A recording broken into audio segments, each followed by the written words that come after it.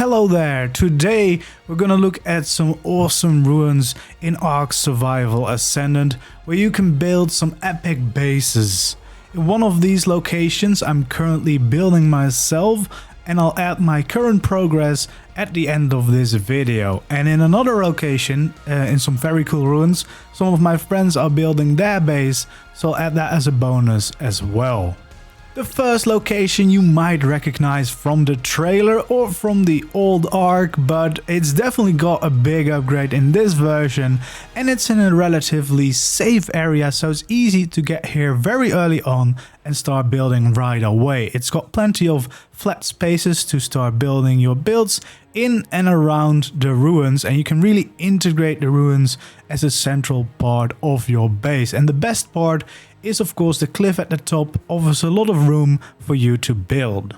Now the second location is way smaller. It's the ruins of a small house, and it's actually very close to the first location, so for a bigger tribe you could even try to connect the two and build a giant base. It's very close to the red obelisk, and it's got some decent space to be able to rebuild the ruins into the house it used to be and build a little bit around it, but you'll definitely have some very cool views.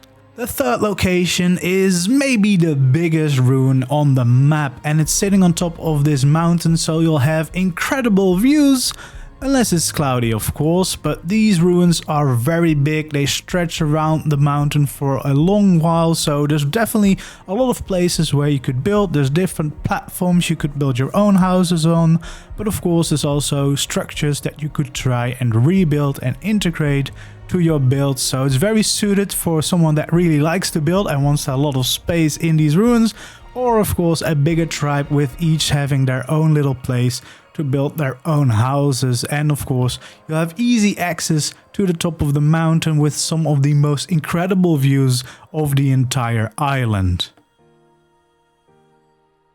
The next location is a little bit more hidden, so you might have to look carefully to find it on your first spot, but it's located next to this lovely little river in the jungle, and it has these giant ramps leading up to the ruins that you could use as a grand entrance for your base.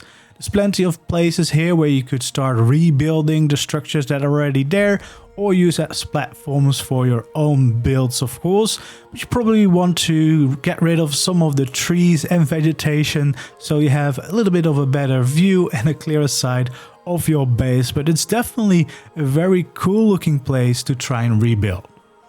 Then the next location is very different. It's very open, so plenty of space to build, and it's also relatively flat, which should make it a lot easier. And you have these cool ruins in the middle, which you could use as the focal point of your base and build around it. It's very cool looking, the circle ruins, almost like Stonehenge. Definitely a cool spot and very close to the green obelisk. The next location is quite well hidden in the jungle, but it is a very cool little ruin that you could try and rebuild. And the coolest part about this place, I think, is that it has a lot of different layers, so you could have a basement and then try to rebuild the structure on top of it as well. Of course, again, it might be smart to clear out a little bit around it so you can find it more easily and you have a little bit more space for your own builds as well, but it looks very cool. This is the location that I chose, some giant ruins in the middle of the map, very central, next to one of the mountains and very close to the volcano as well. It's very well hidden though, so again, look carefully when looking for this one, but I really like it. There's some great structures here, some cool arches, a lot of platforms that you could build on, structures to rebuild, and just a lot of layers, which I personally really like because it gives some height to your base and some options to have buildings on different platforms. And then again, I would clear out a little bit of the trees and everything around so you can see and enjoy it a little bit more, but it's definitely one of my favorite places on the map. Then, if you're brave enough to live in the redwoods, this is definitely a good spot to build in. You've got some lovely ruins along this little river with some waterfalls, nice structures to maybe rebuild, and of course a lovely little lake at the top of it.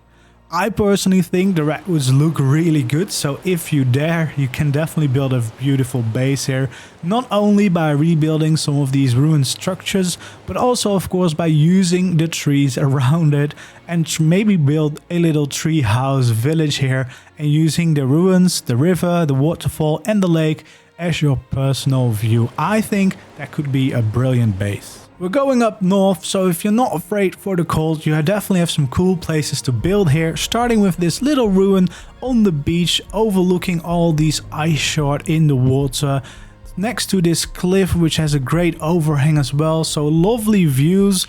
Definitely a good structure to try and rebuild as your house, but also plenty of flat spaces around it. If you want to extend it and build a bigger base, you could even try and build on top of the cliff. Then the last location is all the way up north. It's this little structure right next to the blue obelisk. It's definitely a beautiful, stunning place as long as it's not a snowstorm or anything. And you could definitely try and rebuild this structure. There's plenty of space around it as well if you want to extend the base a little. But you'll probably have to protect it as well because of course it can be quite a difficult and dangerous area to live in. But it's definitely very nice and the views are incredible if you know how to survive here, of course. Let's go back to the place that I chose, and this is what I've done with it so far. You can see I've cleared out a lot of the trees, so I have a lot of more visibility and I can actually see around the ruins. I've built some big gates and walls to keep out dinos, built protection with plants, and I've started building in the ruins as well to try and rebuild and of course just have places for me to put my bed down, put my workplace, put my dinos. And I think this is definitely one of the best spots in the game right now. As you can see, this is my little starter home that I live in right now.